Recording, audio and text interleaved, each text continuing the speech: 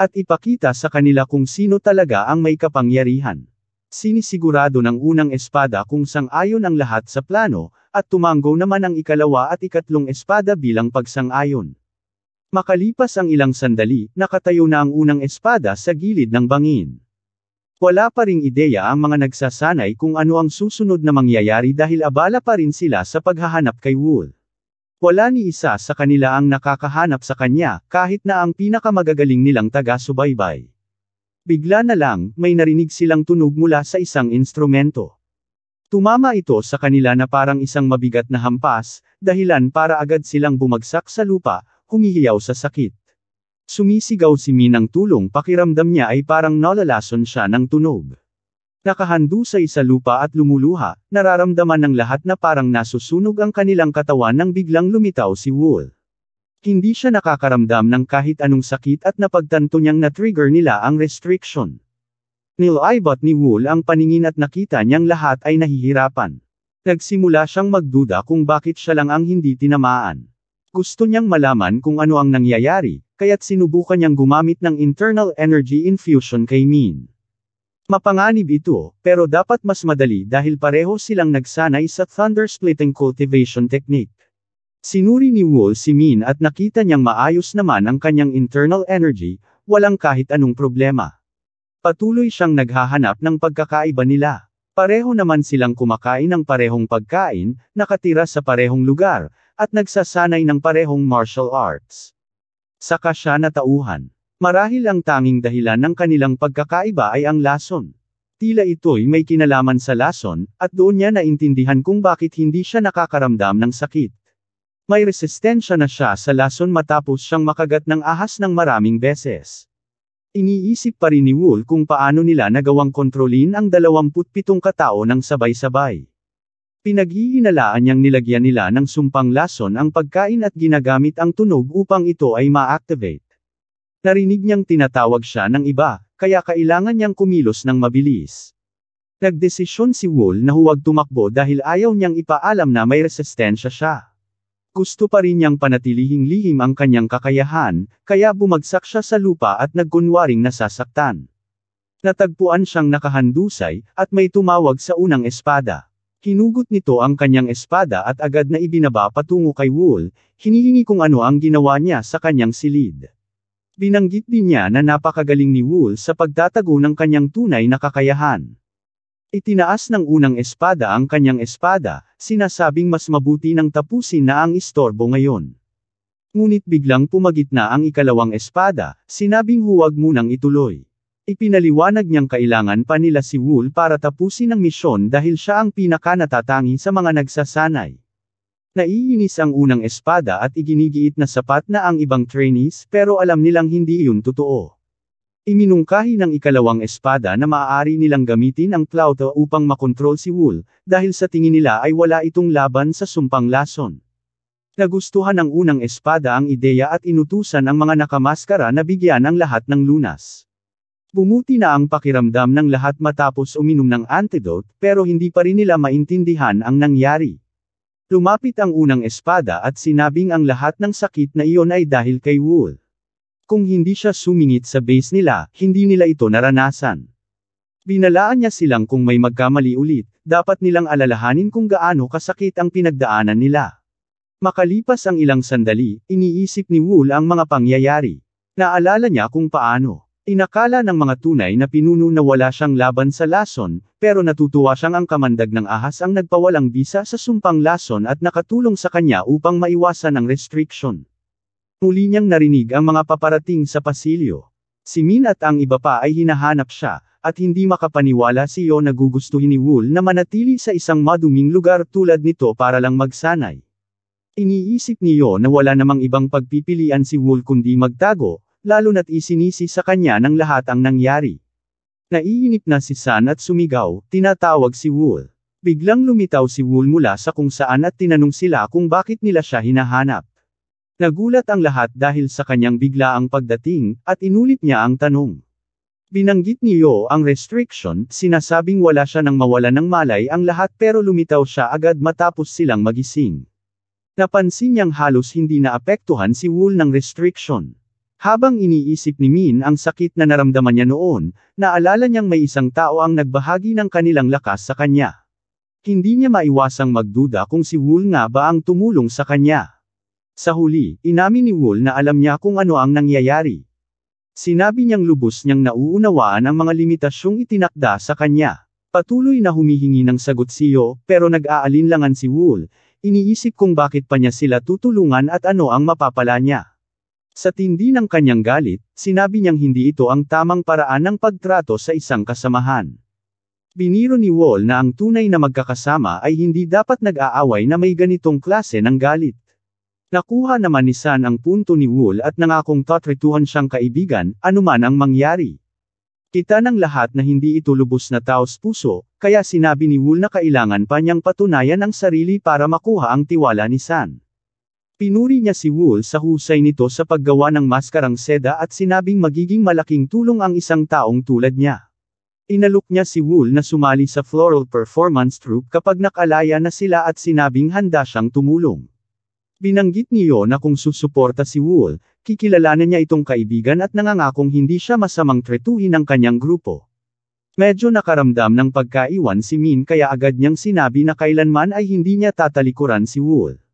Dahil sa inip sa mga kasinungalingan, biglang ibinunyag ni Wool na ang restriction ay isang sumpang lason. Nang tinanong siya kung ano ang ibig niyang sabihin, ipinaliwanag niya na silang lahat ay nolason ng isang uri ng organismo na karaniwang nananatili lang sa kanilang katawan. Ang problema ay nag-aaktibo ito kapag naririnig ang tunog ng hell float, pinapakawala ng lason na dumadaloy sa kanilang dugo at sinisira ang kanilang mga laman loob. Tinanong niyo kung paano nagagawang tiisin ni Wool ang lason.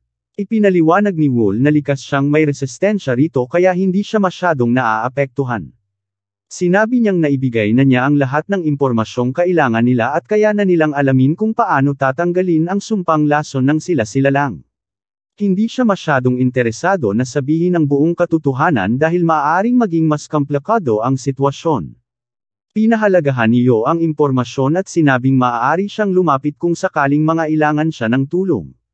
Sinabi ni Wool na baka nga magamit niya ito balang araw, at naghiwalay sila ng landas. Pinatigil siya ni Min at ibinunyag ang totoong pangalan niya, Liesl Min. Medyo naguluhan si Wool kung bakit niya ito kailangang malaman, pero hiniling lang ni Min na tandaan niya ito. Inihayag ng unang espada na aalis na sila sa kuweba sa wakas. Tuwang-tuwa ang mga trainees ngunit may bahagyang pag-aalinlangan pa rin. Tinawag niya si Yo at itinakdang siya ang mamumuno sa kanilang paglabas. Alam ni Yo kung ano ang gagawin niya, at saka bumaba ang isang basket mula sa kisame. Habang paalis ang mga tunay na pinuno, hindi nila maiwasang mag-isip kung ilan sa mga trainees ang makakaligtas. Sinanay nila ang mga ito ng husto, ngunit ngayon ay haharap sila sa isang mandirigmang pambihira, ang pinakamagaling sa Jiangho. Nakaramdam ng ginhawa ang unang espada. Dahil sa wakas ay tapos na ang kanyang trabaho at maaari na siyang magretiro. Nakalabas na rin ang mga tunay na mandirigma, at labis ang kasiyahan ng mga trainees dahil matagal na nilang inaasam ang araw na ito. Humakbang si Yo at sinimulang buuin ang plano ng pagtakas. Naramdaman ni Wool ang ginhawa ngunit hindi niya maiwasang magduda na parang napakadali ng lahat. Lumapit si Yo kay Wool at tinanong kung handa na siya sa kanilang misyon. Sumagot si Wool na handa na siya at binanggit ang sumpang lason. Sinabi ni Yo na na-detoxify na sila dahil sanay si Min sa ganitong klase ng bagay. Karamihan sa iba ay nakalabas na kaya sinabi ni Yo na oras na rin nilang umalis. Huling beses bumaba ang basket at sumakay sila rito. Habang umangat, tumingin si Wool pababa sa lugar na tinirhan niya sa loob ng 7 taon. Napakalalim nito na parang impyerno na rin. Nang papalapit na sila sa labasan, inisip ni Wool na haburin ang kanyang manggas. Kailangan nilang takpan ang kanilang mga mata dahil matagal na silang hindi nakakita ng sikat ng araw. Nakuha naman ito ng iba at ginawa rin nila. Palakas ng palakas ang liwanag habang paakyat ang basket, ngunit sa wakas ay nakalabas din sila.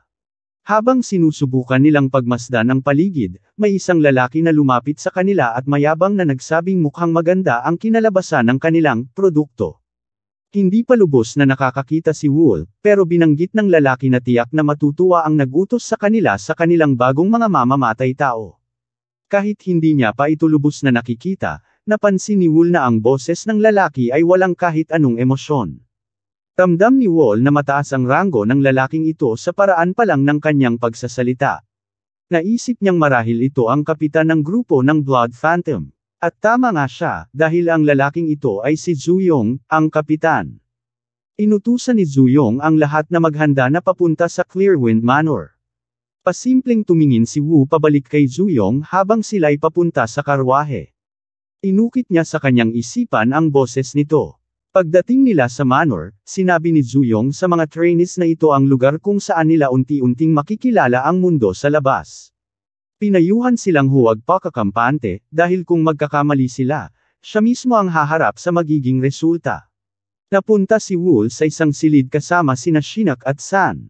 Sinabi niya sa kanyang bagong mga kasama na maghuhugas siya sa balon. Matapos ang isang malinis na paliligo, pakiramdam niya ay sariwa siya at nagdesisyong magpahinga sa damuhan, ninanamnam ang kagandahan ng paligid. Sa sobrang ganda ng tanawin, nakatulog siya sa labas at nagising sa isang napakagandang umaga. Abala ang ibang trainees sa pagtitingin sa isang bulaklak na ngayon lang nila nakita. Hindi sila makapaniwala na muli silang makakakita ng kagandahan tulad nito. Habang nagdiriwang ang mga trainees, sakto namang dumating ang kapitan upang sirain ang kasiyahan. Mula sa kanyang mga kamay, inihulog ni Zuyong ang ilang sandata sa harapan nila at sinabing malapit na nilang matanggap ang mga ito. Maliwanag niyang sinabi na kailangan nilang ingatan ang mga iyon dahil gagamitin na nila ito sa lalong madaling panahon. Ilang sandali pa, nakipagkita si Jiyuan sa unang espada sa palasyo upang pasalamatan ang kanyang tiyuhin sa lahat ng pagsisikap nito. Sinabi ng unang espada na ginagawa lang niya ang kanyang tungkulin. Binanggit ni Jiyuan na ang Blood Phantom Group ay umunlad dahil sa pagsisikap ng unang espada at tinanong kung paano niya maipapakita ang kanyang pasasalamat. Sumagot ang unang espada na wala nang kailangang pabor. Kung hindi dahil sa dating pinuno, baka patay na siya ngayon. Inalok ni Jiyuan ang kanyang tiyuhin ng pagkakataong magretiro, pati na rin ang pangalawa at pangatlong espada. Ito ang mga salitang hinihintay ng unang espada sa loob ng 7 taon. Pagkatapos, inamin niya sa kanyang pamangkin na masyadong magagaling ang mga trainees para lang gamitin ng isang beses at itapon. Pareho naman ang paniniwala si Zuyong, ngunit sinabi niyang wala siyang magagawa. Dito na dapat matapos ang kaugnayan nila sa mga trainees. Tinanong ng unang espada si Zuyong kung alam ba niya kung sino ang nagbigay ng misyon. Sinabi ni Zuyong na hindi niya alam, ngunit wala namang dahilan para questionin ang isang taong handang magbayad ng 500,000 yang para sa isang utos. Nakikita ni Zuyong ang Blood Phantom Group bilang susunod na pinakamalakas na organisasyon ng mga mamamatay tao. Kapag nagtagumpay sila rito, siguradong malalampasan nila ang White Spirit Group. Matapos ang pagpupulong, naghahanda na si Wool para sa kanyang misyon kasama sina San at iba pang mga assassin. Tinanong siya ni San kung kinakabahan siya, at inamin ni Wool na medyo tensyonado siya. Pero dahil matagal na silang magkasama, alam ni San kapag hindi nagsasabi ng totoo si Wool. Sa tingin ni Wool, si San ang mukhang kinakabahan dahil hindi ito tumitigil sa pagsasalita. Siyempre, agad na nagdepensa si San. Sinabi niyang gusto lang niyang makaganti sa pinagdaanan niya sa loob ng 7 taon. Nag-aayos na ng gamit ang grupo ng mga assassin para sa kanilang misyon. Ipinabatid sa kanila na palihim silang pupunta sa isang bagong lokasyon. Ito ang mismong bagay na matagal nang hinihintay ni Wool. Lumabas sila sa gabi, sinusundan ng pang-4 na espada. Sinusubukan ng mga bagong recruit na makasabay sa kanya, at labis siyang humanga. Malinaw na mahusay ang naging pagsasanay sa kanila. Sayang lang kung matatapon lang sa wala ang kanilang talento. Sa wakas, nakarating na sila sa kanilang target na lokasyon, at sinabihan sila ng pang-4 na espada na magtago muna sandali. Nagsimula siyang ipaliwanag ang misyon. Sinabi niyang kapag nakaakyat sila sa bundok, makikita nila ang isang manor na kapareho ng tinirhan nila sa ilalim ng lupa. Sa gitna ng mga gusali, nandoon ang taong pakay nila, nasa loob siya ng Bright Moon Palace. Sabik na ang mga assassin na simulan ang operasyon dahil kabisado na nila ang lugar na ito. Si Wool lang ang nakakaalam sa grupo na ang target nila ay si Wugon. Samantala, isang babaeng nagngangalang Yang ang tila malalim ang iniisip habang pinagmamasdan ang mga bulaklak. May isang bulaklak na umagaw ng kanyang pansin. Nang inabot niya ito upang hawakan, bigla na lang itong naglaho. Naguguluhan pa rin si Yang sa nangyari nang biglang may tumawag sa kanyang pangalan. Si Seal iyon, ang pinuno ng MA sect. Tinanong ni Ran kung anong ginagawa ni Yang sa labas ng mag-isa. Ibinabalang ni Yang ang balikat at sinabing ninanamnam niya lang ang sariwang simoy ng hangin. Tinanong siya ni Ran kung may dinadala pa siyang sama ng loob. Sumagot si Yang na hindi iyon ganoon ka-simple, ngunit nasa panganib ang kanyang buhay dahil sa utos na ito. Sa totoo lang, mas gugustuhin pa niyang hindi na lang makisali rito. Nainas si Ran at hindi nagustuhan ang pag-uugali ni Yang. Ipinaalala niya kay Yang na siya ang tumulong sa kanya noong wala pa siyang pangalan sa lansangan. Maliwanag niyang sinabi na huwag nang asahan ni Yang na basta na lang siya makakalaya matapos ang lahat ng nagawa niya para sa kanya. Nakaramdam ng lungkot si Yang at ayaw niyang magalit si Ran dahil hindi ito maganda sa kanyang kalusugan. Binanggit ni Ran na susundin na lang nila ang orihinal na plano kung wala silang matatanggap na tugon ngayong araw. Pumayag naman si Yang dahil lagi naman siyang handang sumunod sa kanyang Panginoon. Habang nag-uusap sila, biglang pumasok ang isang mensahero na may dalang kapanapanabak na balita. Ipinabatid niya kay Ran na natanggap na nila ang basbas para sa kanilang kahilingan. Napakahalaga nito para sa sekta, at sinabi ni Ran kay Yang na ang kinabukasan ng kanilang sekta ay nakasalalay sa kung paano niya maisa sa katuparan ang kanilang plano. Sinigurado ni Yang na wala silang dapat ipag-alala. Hindi maiwasan ni Ran na makaramdam ng lungkot dahil kailangan niyang gamitin si Yang bilang isang pampulitikang kasangkapan sa halip na gawing tagapagmana. Tinanong ng mensahero si Ran kung ano ang gagawin nila sa isa pang usapin. Nagtaka si Ran kung ang tinutukoy ba nito ay ang target na nagkakahalaga ng 500,000 Yang. Tanging ang panahon lamang ang makapagsasabi kung ano ang tunay na plano ni Ran para sa Blood Phantom Group. Nagising si Wool, nagtataka kung umaga pa. Alam niyang mamaya pa sa gabi ang misyon, kaya may oras pa siya. Sinubukan niyang bumalik sa pagtulog pero may kakaibang pakiramdam siya. Bigla na lang, isang sibat ang bumagsak at tumama sa isa sa mga asasin. Nanlaki ang mata ni Wool na pagtanto niyang inaatake sila. Patuloy ang kwento, at nakikita natin ang isang mungheng nagngangalang Eugene na itinusok ang kanyang sibat sa lupa, sinusubukang alamin kung may kakaiba. Hinugot niya ang sibat at aksidenteng tinamaan ang isang asasin na nagtatago sa ilalim ng lupa.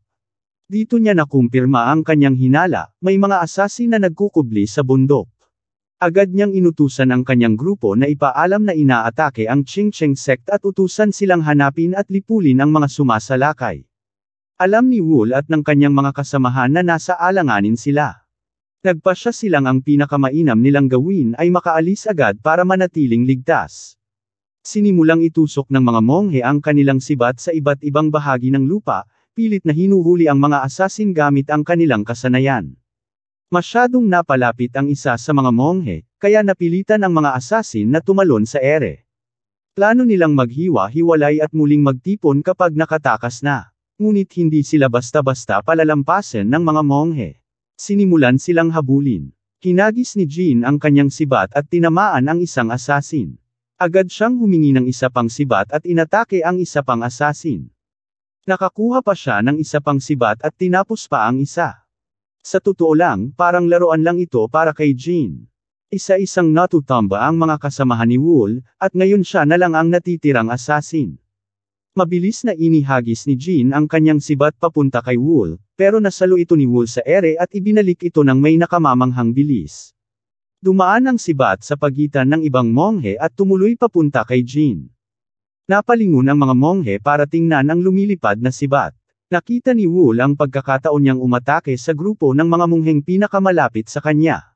Napakabilis ng pagdating ng sibat kay Jean, halos daplis lang sa kanyang tainga. Lalo itong ikinagalit ni Jean, kaya inutusan niyang tugisin si Wool hanggang sa mawala ang kanyang buhay. Tubos na nalampasan sa bilang at wala ng kasama, napagpasyahan ni Wool na tumakas. Isang sugatang asasin ang nakahandusay sa lupa, nagmamakaawang huwag siyang patayin. Nilapitan siya ni Jean, ngunit sa halip na ipagkaloob ang awa, pinatay niya ito. Itinuro niya ang kamalian nito sa pagsubok na salakayin ang Ching-Cheng sect. Habang tumatakbo para sa kanyang buhay, iniisip ni Wool kung paano nalaman ng mga monghe ang kanilang kinaroroonan. Pinag-iinalaan niyang may nagkanulo sa kanila, pero siya lang naman ang nakakaalam ng tunay nilang pakay. Posibleng ang pang-apat na espada o isa sa mga tauhan nito ang nagbunyag ng impormasyon. Baka sinadya nilang magpaiwan bago mangyari ang pag-atake. Malinaw na may mas malaking plano sa likod ng lahat ng ito. Naabutan ng mga monghe si Wool at tinamaan siya ng 2 palaso. Bumagsak siya ngunit pilit na bumangon. Hindi siya nagtiis ng 6 na taon sa ilalim ng lupa para lang mamatay ng ganito. Nagsimula siyang magduda kung may kaguluhan sa loob ng Blood Phantom Group o kung nagbago ng isip ang taong nag-utos sa kanya. Ang tanging alam niya ngayon ay iniwan na siya ng Blood Phantom Group. Nakarating siya sa dulo ng daan at kailangang magtago, ngunit nag-iiwan siya ng bakas ng dugo. Isa sa mga monghe ang naghanap ng palatandaan ng kanyang kinaroroonan, pero bigla siyang bumagsak mula sa puno at inatake ito. Ngayon, mag-isa na lang siya, hinahabol ng napakaraming monghe. Wala nang ibang pagpipilian, kaya tumalon siya sa ilog. Pagkalabas mula rito, may nakita siyang mensahe sa isang bato. Sinabi nitong lumakad siya ng 400 metro pahilaga. Nagpatuloy siya sa daan at nakatagpo ng isa pang mensahe na may mas maikling distansya. Napagtanto niyang papalapit na siya sa kanyang destinasyon. Dahil sa bakas ng dugo sa mga bato, iniisip niyang baka sugatan ng husto ang taong nagsulat ng mga mensahe. Ngunit sa malayo, naririnig niyang may mga taong naghahanap sa kanya. Nagsimula siyang maghinala, baka isa itong bitag. Napansin niyang hindi bababa sa 7 magkakaibang pangkat ang sangkot, batay sa mga unipormeng nakita niya. Bigla niyang naramdaman ang paparating na panganib kaya napayuko siya sa lupa upang maiwasan ang paparating na pag-atake. Abangan ang susunod na kabanata, kung saan mas lalalim ang kwento at mabubuksan ang mga nakatagong sekreto. Hanggang sa muli, manatiling ligtas.